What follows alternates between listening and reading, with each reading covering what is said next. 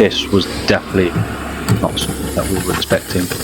So as you can see, this is a right mess. Loads of leaves, loads of bits of rubbish and crap, all in this tight little spot. There you see wires all, well, ripped to shreds really. So yeah, we'll show you how this all happened. Lucky they ain't split off either.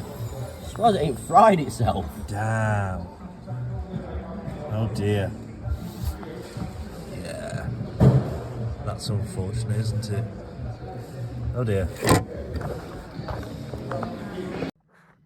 Hello guys, welcome to another video. Here we're with this Audi A3. It's got a bit of a strange problem. So when you press the fuel tank open button, it gives a fault on the dash, and that fault is this tank flap fault, release tank flap, manually see owner's manual.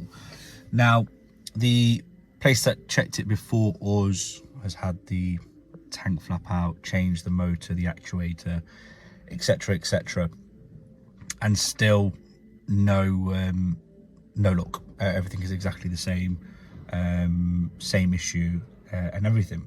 So we've come in, we're gonna have a quick gleg at what we've got. So we've quickly scanned it already, and it's come up with a magnitude of faults. Also it does come up with other faults as well on here, such as the driver assist and stuff that comes up. So as you can see, we're just using VCDS at the moment, but there are faults in every single module, so engine and transmission, ABS, etc. Now they all could be in relation to the fuel tank cap. So what we're going to do is, this doesn't give us much information on here through VCDS, although it is a great piece of software. It doesn't allow us to do any sort of guided fault finding. So what we're going to do is we're going to jump onto Otis and take it from there.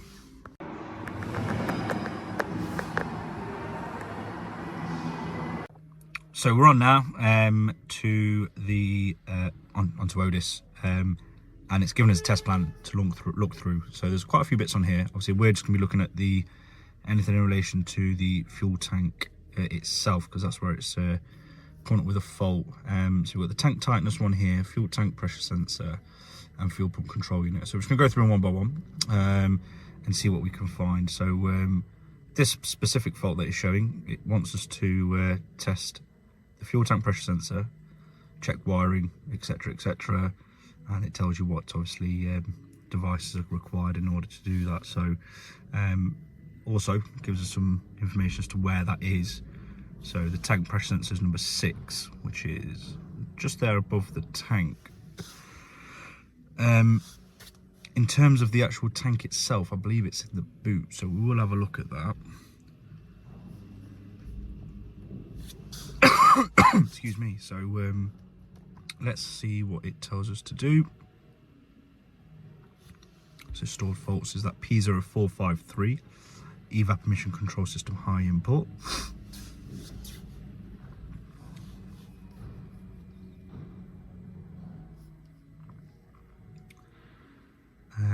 So it says disconnect the harness for the fuel tank press, check the harness connector, its terminals and wiring for damage, moisture and corrosion.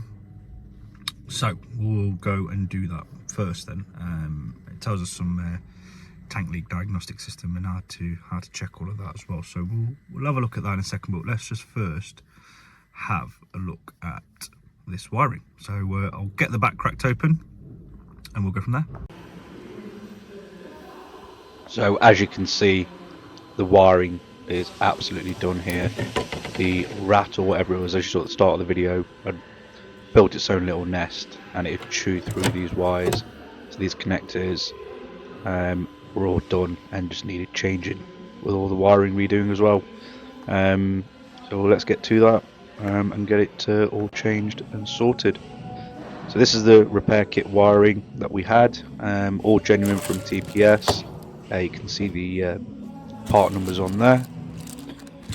Both connectors changed, all new wiring, old wiring stripped back.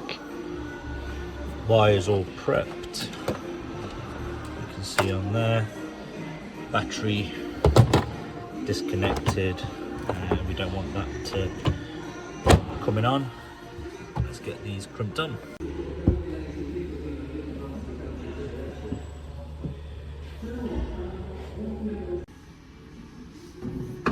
So with all that done, as you can see, no more errors on the dash.